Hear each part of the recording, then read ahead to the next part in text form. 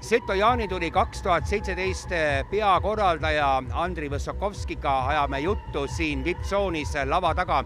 On siis Käre küla tõesti ilma veerel jumalate poolt unustatud paik, kui piltlikult öelda Tallinnast vaadatuna? Jah, nii ta on. Ilus päiksepaisteline koht, 8 püsielanikku, Mädajões saab ujumas käia, mida veel tahta, 3 suurt üritust ühe aasta jooksul. Üks parim paik puhkamiseks. Mis siis teeb Seto jaanitulest ühe õige jaanitule? Kindlasti esinejad, et meil on esinejaid igale maitsele, noortele, vanuritele, keskastmele, helimetall, vokaalmuusika, instrumentaalmuusika, kõik on olemas.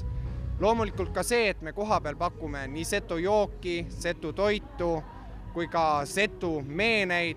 Mis siis see õige Seto jaanitule toit ja jook ka on?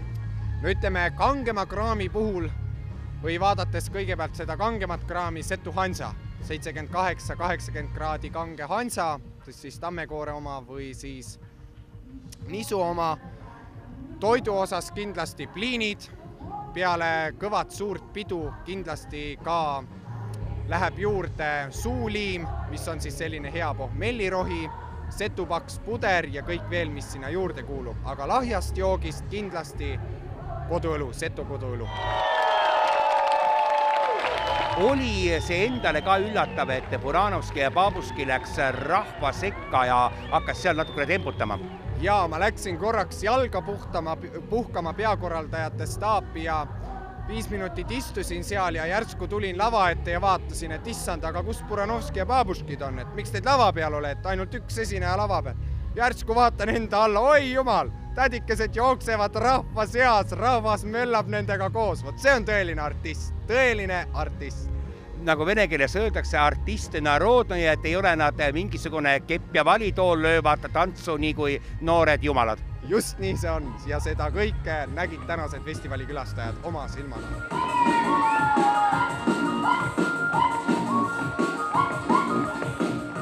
Uskusid sa ka, et rahva tuju on nii mega?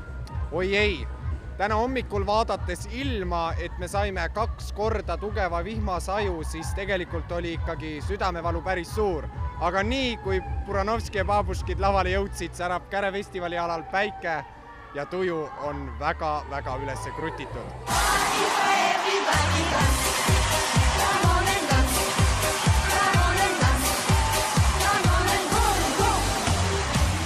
Mis siis sellest Seto jaanitulest või Käre festivalist teeb tõelise maiuspala?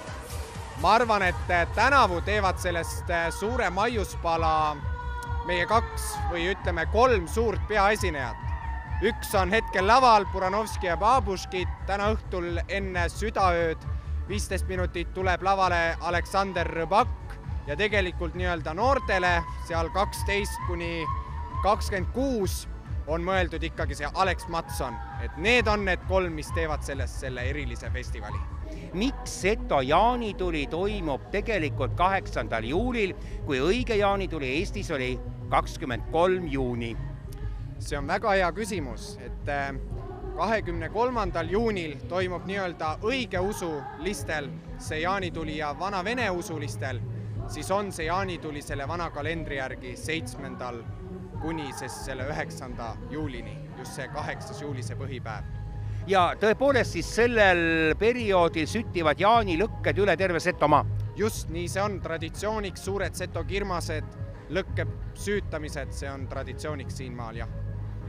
No erilist reklaami vist ei pidanud tegema, rahvast on igast ilmakaarest kokku tulnud. Jaa, tõepoolest, et täna üllatusime, et rahvast tuli ka turismibussiga Norrast, turismibussiga Saksamaalt, keda me tegelikult ei olekski oodanud, aga järsku nad kohale tulid ja ütlesid, meie tuleme festivalile. Huvitav, kus nad infot said? Hea küsimus, äkki meie kurikuulus Facebook? Nii, ma soovin sulle jõudu ja jaksu, rohkem kinni hoia, sest käed-jalad on tööd täis ja aitäh sulle! Suured tänud!